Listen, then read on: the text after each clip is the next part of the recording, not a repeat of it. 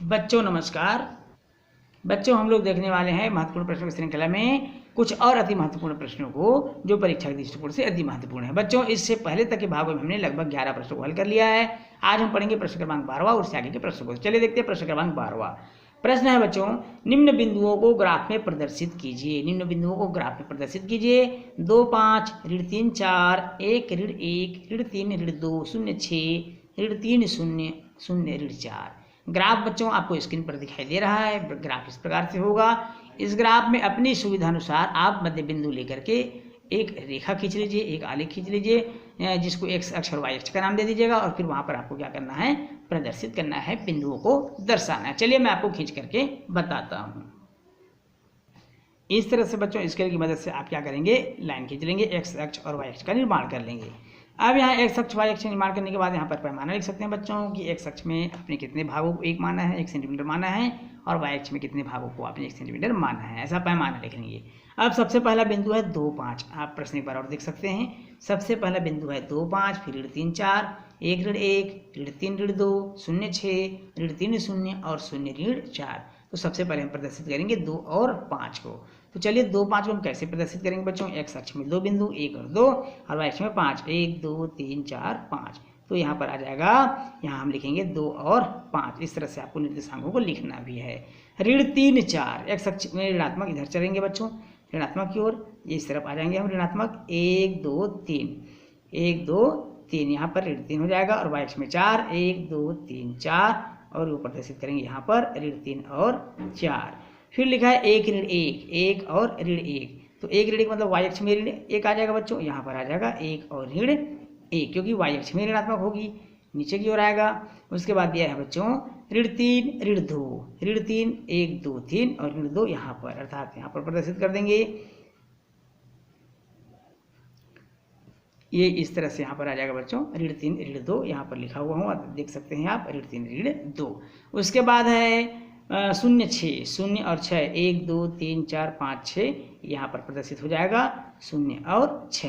फिर ऋण 3, 0, ये ऋण 3 है और 0 है, तो यहाँ पर हो जाएगा ऋण 3 और 0। उसके बाद है 0, ऋण 4, 0 और ऋण 4, वाई अक्ष में 1, 2, 3, 4, तो यहाँ पर आ जाएगा 0 और ऋण 4। तो इस तरह से बच्चों आप बहुत इजी ढंग से आलेख पर इसको प्रदर्शित कर सकते हैं, ग्राफ पर प्रदर्शित कर सकते हैं। तो इस तरह से हमने देखा कि दिए गए बिंदुओं को ग्राफ पर हमने कैसे प्रदर्शित किया। चलिए बच्चों देखते हैं अगला प्रश्न।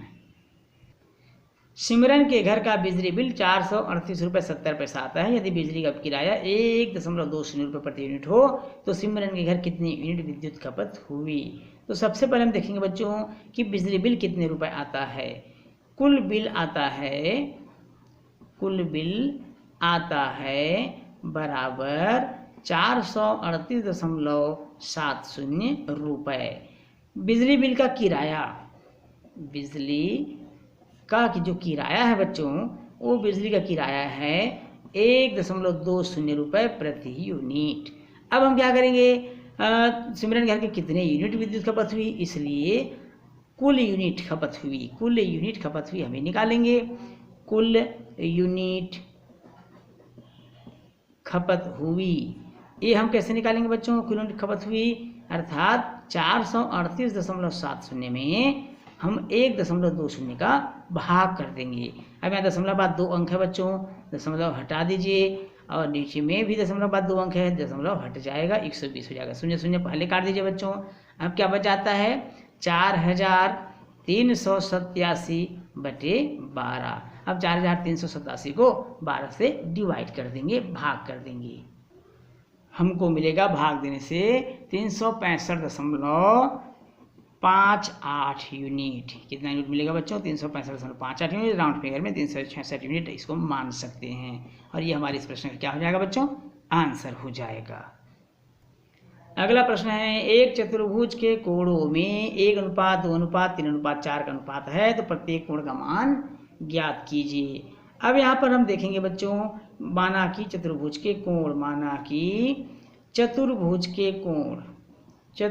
के कोण क्रमशः हम कोण को मान लेते हैं 1x, 2x, 3x, 4x अंश है, ऐसा हमने इसे मान लिया। अर्थात यहाँ पर हमने जो एक एक्स माना है, ये कोण ए का मान x हो गया बच्चों, कोण बी का मान हो जाएगा 2x, इसी प्रकार कोण सी का मान 3x और कोण डी का मान हो जाएगा 4x। इस तरह से हमने कोण ए बी सी डी के मानों को मान लिया है।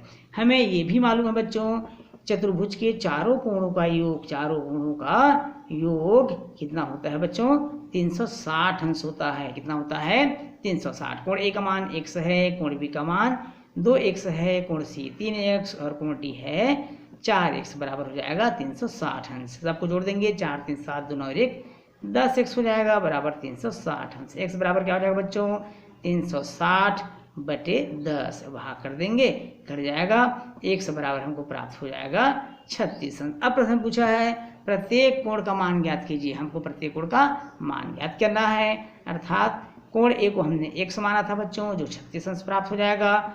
कोण बी को हमने माना है 2x, अर्थात 2 × 36 बराबर 72 अंश। वहीं पर कोण सी हमने माना है बच्चों 3x, अर्थात 3 × 36 बराबर 108 अंश।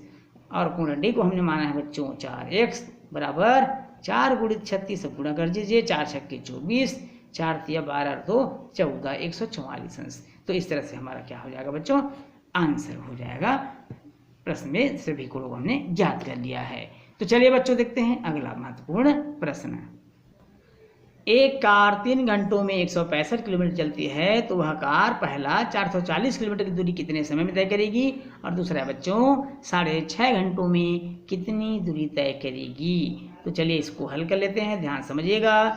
पहला प्रश्न लेकर हम हल करते हैं। चूंकि 165 किलोमीटर के लिए समय लिया 3 घंटे, कितना घंटे का समय लिया उन्होंने बच्चों, 3 घंटे का समय लिया। तो 1 किलोमीटर के लिए, तो 1 किलोमीटर के लिए समय हो जाएगा 3/165 घंटे, 3/165 घंटे। अब यहाँ 440 किलोमीटर बोल रहा है, इसलिए 440 किलोमीटर के लिए, 440 किलोमीटर के लिए समय। अब 440 किलोमीटर के लिए कितना समय होगा बच्चों, इसको गुणा कर देंगे, 3/165 का गुणा कर देंगे हम 440 से। इसे हम जब हल करेंगे बच्चों तो हमको प्राप्त हो जाएगा 8 घंटे। कितना प्राप्त हो जाएगा, 8 घंटे। आपको 440 का गुणा 3 से करके 165 से भाग कर देना है, या ऐसा भी कर सकते हैं 3 पंचे 15, 3 पंचे 15 और 11 पंचे 55, 11 चौक 44, 11 शून्य 0, 5 8 40, ऐसा भी आप कर सकते हैं। इससे हमको मिल जाएगा 8 घंटे। अब इसी में दूसरा प्रश्न पूछा है बच्चों, दूसरा प्रश्न में पूछा है कि 6.5 घंटे में कितनी दूरी तय करेगी। चूंकि 3 घंटे में तय दूरी बराबर है 165 किलोमीटर। 3 घंटे में कितना दूरी, 165 किलोमीटर, इसलिए 1 घंटे में बराबर हो जाएगा 165/3 किलोमीटर, 165/3 किलोमीटर। इसलिए 6.5 घंटे में, कितने घंटे में बच्चों, 6.5 घंटे में। अब 6.5 घंटे में कितना दूरी तय करेगा, गुणा कर देंगे, अर्थात 6.5 को हम इस तरह से लिख सकते हैं, 6 दूनी 12 13/2 घंटे, 13/2 घंटे में बराबर हो जाएगा बच्चों 165/3 गुणित 13/2 घंटे। अब इसको हल कर लेते हैं बच्चों, हल करेंगे तो 3 से कट जाएगा, 3 पंजे 15, 3 पंजे 15, 55 का गुणा हम 13 से करके 2 से भाग कर देंगे, 55 गुणा 13/2, और जब हम भाग करेंगे बच्चों तब हमको प्राप्त होगा 357.50 किलोमीटर, और ये हमारे इस प्रश्न क्या हो जाएगा, आंसर हो जाएगा। चलिए बच्चों देखते हैं अगला प्रश्न।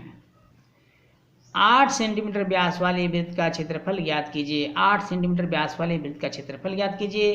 तो चलिए देखते हैं बच्चों, सबसे पहले जो प्रश्न में दिया है वो है व्यास बराबर 8 सेंटीमीटर, इसलिए हम त्रिज्या मालूम कर लेंगे, त्रिज्या को r बोलेंगे, 8/2 व्यास का आधा होता है, अर्थात 4 सेंटीमीटर हमको मालूम हो जाएगा। वृत्त का क्षेत्रफल ज्ञात कीजिए, वृत्त का क्षेत्रफल ज्ञात करना है, और वृत्त का क्षेत्रफल का सूत्र क्या होता है बच्चों, इसलिए वृत्त का क्षेत्रफल πr² होता है। पाई का मान 22/7, r का मान अभी अभी आपने ज्ञात किया बच्चों 4 × 4, अर्थात 22 × 4 × 4 करके 7 से भाग कर देंगे। 22 गुणे 4 बटे 7, तो 22 गुणे 4 करेंगे कितना आएगा बच्चों 352। कितना आएगा 352। फिर उसको 7 से हम क्या कर देंगे भाग कर देंगे, तब हमको मिलेगा 50.28। कितना मिलेगा बच्चों 50.28 वर्ग सेंटीमीटर। ये हो जाएगा वृत्त का क्षेत्रफल और हमारे इस प्रश्न का आंसर। तो बच्चों इस प्रश्न के साथ ही आज का क्लास हमारा यहीं समाप्त होता है। बच्चों यदि वीडियो अच्छा लगे तो वीडियो को लाइक और शेयर करिएगा, और यदि आप चैनल में नए हैं तो चैनल को सब्सक्राइब करना बिल्कुल नहीं भूलिएगा। बच्चों आपसे फिर मुलाकात होगी अगले भाग में नए प्रश्नों के साथ। तब तक के लिए नमस्कार।